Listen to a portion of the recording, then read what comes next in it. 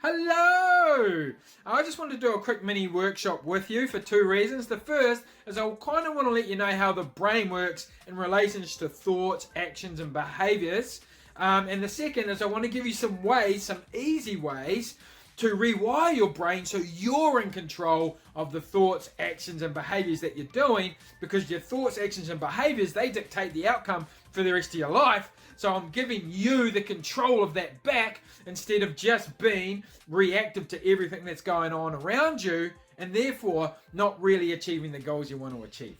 Now, the way I like to look at it is there are two types of brains, and each type of brain has a certain action, behavior, habits and thoughts that are pre-programmed and installed into it that are dictating what you're doing and how you're living. So let's take two extremes. Let's take an obese person who's really unhealthy, sits down all day, eats, watches Netflix, drinks, doesn't really do anything, and compare them to a very fit, active, healthy person. Do you think they have the same thoughts? No. Do you think they're doing the same things? No. Do you think they have the same habits or behaviors? No. They have the same brain, but it's rewired differently. So I'm going to give you back the control of that. Now, what that process is called, it's actually called neuroplasticity, okay? And neuroplasticity, in its simplest form, is the brain's ability to change and rewire itself. And to do that, you have to be in control of that. You have to put in the consistency and the effort for that to happen. Because think of it like a garden, right? Your brain is a garden that's sprouting plants. You're in control of what seeds you're putting in there. You're in control of what plants you're nurturing, which plants you're watering. You're in control of the dirt and all of that. But a lot of people, they just react, and the environment is controlling the plants that are growing. And a lot of people that don't have the most supportive, positive mindset, or they have a fat brain, they have a whole lot of negative plants in there. And these plants are, they're big and they're strong, and they're controlling your brain. And they might have habits in there like watching Netflix. That's a big, strong plant. They might have thought processes in there that tell them to put themselves down when they're not doing well. And that's another big, strong plant. And then when we look at the garden as a whole, there's not many supportive, positive plants in there.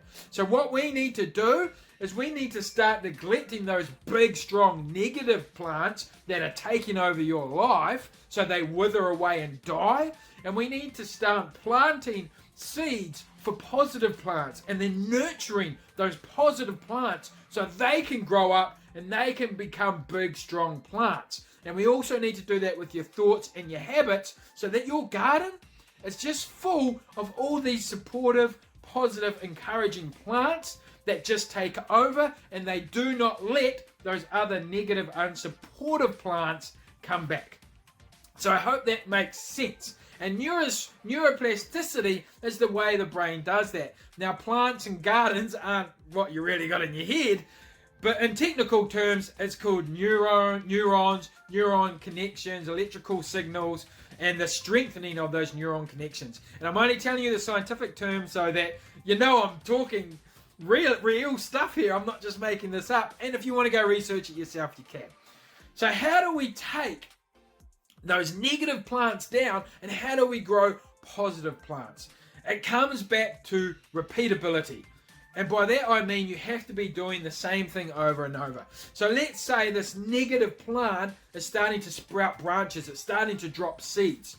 You need to stop that behavior. You need to stop that from happening. You need to stop watering it. You need to stop giving it sunlight. Okay? Let's say, for instance, your brain starts putting you down. It starts telling you to focus on the weight on the scale. That's all that matters. It starts saying things like, I'm too busy. This is too hard. You need to stop it immediately. Right? You need to say, wait, stop. This isn't true. And then you start watering the positive plants. For instance, here's a scenario for you. You get up in the morning, you stand on the scales, you look at the weight, it hasn't changed, and you feel bad, and you start telling yourself, what's the point of this? I've put all this work in and I've got nothing back, right? I'm not doing well. I suck. I'm a failure, right? So there's a couple of different ways we can do this. One, don't stand on the scales at all. When you go to stand on them, take the power away from that negative plant and go, plant, I'm giving you no attention. I'm giving you no water. Instead, I'm not going to stand on the scales, right? Because you don't define me. I'm an awesome, powerful person. So what I've done there is I've taken the watering can away from that negative plant and I've started nurturing a positive self-talk plant. Does that make sense? Because I decided not to stand on the scale and I told myself something positive and supportive, right? And if I kept doing that, that negative plant to stand on the scales will die, and that positive plant of giving myself self-positive talk will start to grow. And that's how it works. So, that's a long, lengthy discussion about how it works, but now I'm going to give you some ways to change it. Now that you completely understand how it works, it makes sense to how we're going to change it. And if you have any questions about how it works, please let me know and I'll be happy to tell you.